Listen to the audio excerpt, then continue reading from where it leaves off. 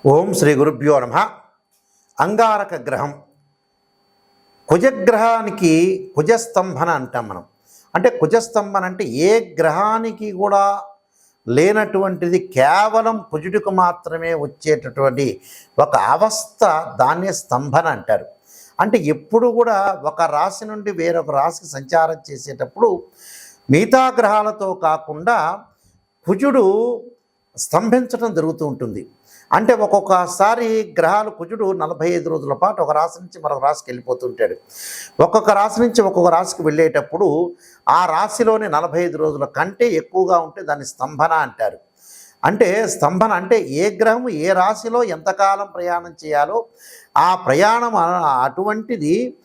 ఇక్కడ కుజుడు వచ్చేటువంటి మాసార్థత కుజహ అంటారు. అంటే నెలన్నర పాటు జన్మరాశిగతే భౌమాయ రాక్షస పీడితం అంటారు. అంటే నెలన్నర పాటే తప్పకుండా కూడా కుజుడు ఉండాలి అని అర్థం. అంటే కుజుడు ఏదైతే 45 రోజుల పాటు ఉంటాడు. అంటే సహజంగా ఎలా ఉంటుంది అని అంటే ఒక్కొక్క గ్రహాన్ని ఒక్కొక్క రాశిలో సంచారం చేసేటప్పుడు బుధ శుక్ర రవిర్మాసం మాసార్థత కుజ అంటారు. గురు ద్వాదశ మాస నేత్ర సన్మాసం శనీశ్చర అంటారు.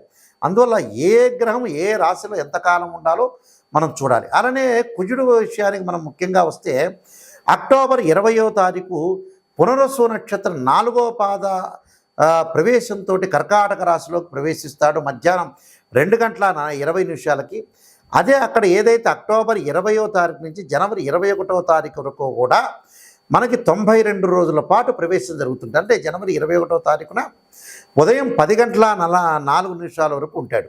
అంటే అక్టోబర్ 20వ తారీఖు నుంచి ప్రారంభమైన కుజుడు పునరసు నక్షత్రం 4వ పాద కర్కాటక రాశి ప్రవేశంతో ప్రవేశించి మధ్యాహ్నం పూట 2:20 తదుపరి జనవరి 21వ తారీఖున ఉదయం 10:04 వరకు ఉంటాడు. అంటే 92 రోజుల పాటు కుజుడు స్తంభన చేస్తాడు. రాజైన కుజుడు నీచస్థానమైన కర్కాటక రాశిలో ఉండి స్తంభించి తన శత్రువైన మంత్రి శనితోటి సుదీర్ఘ కాలంలో షష్టాష్టక స్థితి ఏర్పడతారు. అంటే కుజుడు చేసే ఫలితాలు కొన్ని ఉంటాయి. సత్వ భ్రూ ప్రాకార రోగ ప్రణవ అంటే సత్వ భూ ప్రాకార రోగ వ్రణ సాహస శస్త్ర అగ్ని సందర్శనోత్పాటన భాతృకుజ అంటారు. అంటే భూ సంబంధమైన వ్యవహారాలు కానీ, కోర్టు కానీ, రియల్ ఎస్టేట్ కానీ, అన్నదమ్ముల మధ్యలో సంబంధం కానీ, శారీరక సంబంధాలు కానీ, కెమికల్ కంపెనీలు కానీ, మిషనరీ కానీ, మార్కెటింగ్ కానీ, భూమి ఇండ్ల నిర్మాణం, న్యాయ వ్యవస్థ, రక్షక భటులు, న్యాయవాదులు, సైన్యము, మేనేజ్మెంటు, భూములు అమ్మడం, మేస్త్రీ పనులు, యంత్ర సంబంధమైన విషయాలు, మెకానికులు, రోగాలు, శస్త్రచికిత్సలు, అగ్ని భయాలు లాంటివి కూడా మొదలగునవన్నీ కూడా కొన్ని జరుగుతుంటాయి. కాబట్టి ఈ ద్వాదశ రాశుల వాళ్ళకి కుజస్తంభనం వల్ల ఏ విధంగా జరుగుతుందో ఒకసారి తెలుసుకుందాం. మిథున రాశి వాళ్ళకి కుజుడు యొక్క సంచారం ద్వితీయ స్థానంలో సంచారం చేయటం వల్ల ఏ విధంగా ఉండబోతుంది అంటే అసత్వం సతతం క్లేశ సర్వకార్య వినాశనం అంటారు. సదా దుర్జన సంపర్క భీతి శార్ధనగో కుజే అన్నారు. అంటే భీతి కలుగుతూ ఉంటుందట. అలానే అసత్వం సతతం క్లేశ సర్వకార్య వినాశనం అంటే అన్నీ కూడా కార్యక్రమాలన్నీ కూడా మనకు అనుకూలంగా ఉండవు. దుర్జనులతో సంపర్కం జరుగుతుంది, దుర్జనులతో సావాసం జరుగుతుంది. ఇక్కడ భీతి సాధ్య అంటే ఏదైతే భయం కలుగుతుంది, భీతి కలుగుతుంది అనేది దీని ఉద్దేశం. అయితే మన 2వ స్థానంలో ఉండటం వల్ల చేయు వృత్తి వ్యాపారాల యందు కొంత కలిసిరాక మనోవేదనలు కలుగుతూ ఉంటారు. దుర్మార్గులతో కొంత ఇబ్బందులు కలుగుతాయి. అంటే ఆదాయం బాగా పెరుగుతుంది, ఆదాయ పరంగా ఉద్యోగపరంగా విదేశాలకు వెళుతుంటారు, చదువు పట్ల ఆసక్తి వస్తుంటుంది. వ్యాపారంలో కొన్ని చిన్న లిటిగేషన్స్ మధ్యలో ఎక్కువగా ఉంటుంది. ఆ లిటిగేషన్స్ రాకుండా ఏ కార్యక్రమం కూడా సర్వనాశనం కాకుండా కొంత జాగ్రత్తగా ఉండాలి. మనక్లేశము అంటారు. అంటే ఇక్కడ అన్నట్టుగా మనకి ఏదో కార్య ఆటంకాలు కాకుండా ధనం ఇచ్చేవాడు కొంతమంది ఉంటారు. ఈరోజు ఇస్తారు, రేపు ఇస్తారని పోస్ట్ పోన్ చేస్తున్నారు. అలాంటి వాళ్ళని కొంత నమ్మకుండా ఉండటం మంచిది. గొంతుకు సంబంధించిన వ్యాధులు కానీ, పదార్థాలు భుజించేటప్పుడు కొంత జాగ్రత్తగా ఉండటం ఒకటి. కుటుంబంలో అన్నదమ్ముల మూలంగా అవస్థలు పడకుండా, అన్నదమ్ముల మధ్యలో ఏదో ఒక రకంగా మధ్యవర్తులు వచ్చి అనవసరమైన విషయాలకు డిస్ప్యూట్ చేయకుండా ఉండటం మంచిది. నేత్ర రోగాలు, చూడరాని దృశ్యాలు, వినరాని మాటలు వినటం అనేది జరుగుతుంటుంది. కానీ ఇలాంటి విషయాల్లో కొద్దిగా జాగ్రత్తగా ఉండటం చాలా మంచిది. అంటే నేత్ర రోగాలు, చూడరాని దృశ్యాలు చూడటం, వినరాని మాటలు వినటం జరిగే అవకాశాలు ఉంటాయి. ఇలాంటి విషయాల్లో కొద్దిగా ఆతృత పడకుండా ఆలోచన చేసుకుంటూ ముందుకు వెళ్ళాలి. భూ సంబంధమైన వ్యవహారాల్లో బాగుంటుంది. భూములు కొనవచ్చు, ఇల్లు కొనుగోలు చేయొచ్చు. రియల్ ఎస్టేట్ వాళ్ళకి వ్యాపార పరంగా అనుకూలంగా ఉంటుంది. ధనం బాగా పెరుగుతుంది. కెమికల్ కంపెనీ వాళ్ళకి అనుకూలంగా ఉంటుంది. రియల్ ఎస్టేట్ వాళ్ళకి కానీ, అలానే భూ సంబంధ వ్యవహారాలన్నీ కోర్టు సమస్యలు కొంత పరిష్కారం జరుగుతాయి. పిత్రార్జితం రావటం జరుగుతూ ఉంటుంది. ఇల్లు మరమ్మతులు చేపడతారు. వాహన సౌఖ్యాలు ఉంటాయి. వాహనాల యొక్క మరమ్మతు చేపట్టే అవకాశం ఉంటాయి. పొలాలు బాగా కొనుగోలు చేయటం, ఇలాంటివన్నీ కూడా మంచి అనుకూలంగా జరుగుతాయి. ఎలాంటి ఇబ్బందులు లేకుండా వస్త్రలాభం జరుగుతుంది.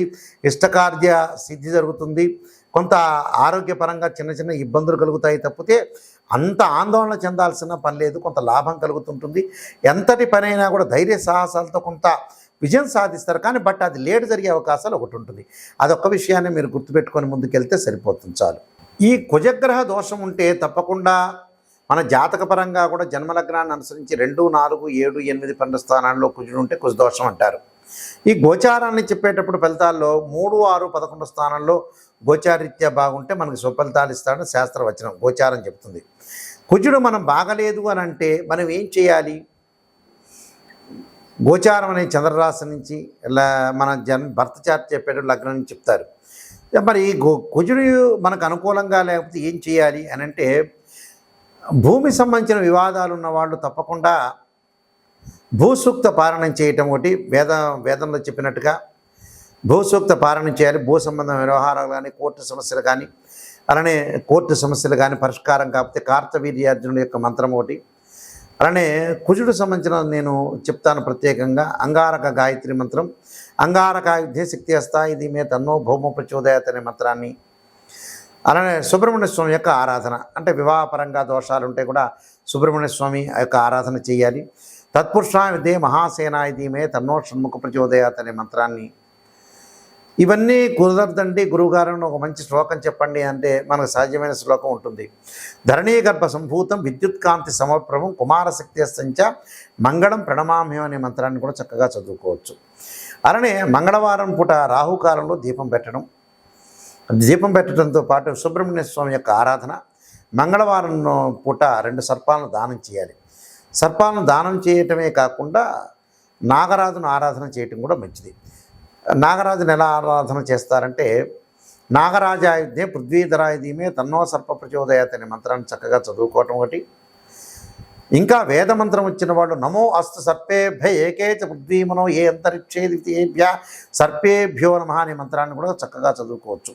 నమో అస్తు సర్పేభ్య అంటే ఈ అంతరిక్ష, ద్వితీయేభ్య అంటే అంతరిక్షంలో ఉండే సర్పాలకి, భూమి మీద ఉండే సర్పాలన్నిటికీ కూడా నేను పూజ చేస్తున్నానని మనకి వేదం చెప్తూ ఉంటుంది ఇక్కడ.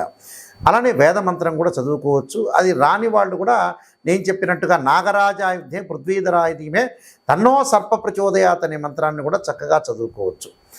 దాంతోపాటు మంగళవారం రోజున కందులు దానం చేయటం, అలానే ఎర్రని వస్త్రము, ఎర్రని పూలు ఈ దానం చేయటం చాలా మంచిది. మంగళవారం రోజున ఉపవాసం ఉండి సాయంకాలం పూట సుబ్రహ్మణ్య స్వామి యొక్క వ్రతం కానీ, అలానే స్కందుణ్ణి ఏదైతే సుబ్రహ్మణ్య స్వామి వ్రతంతో పాటు సుబ్రహ్మణ్య స్వామి యొక్క ఆరాధన కానీ, అంగారకుడి యొక్క ప్రదర్శనలు చేయటం కూడా చాలా మంచిది.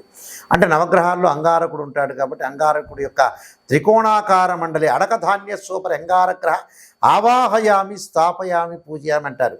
అంటే అంగారకుడిని ఆరాధన చేయాలి. ఆయన రక్తవర్ణం రక్తగంధంలో ఉంటారు.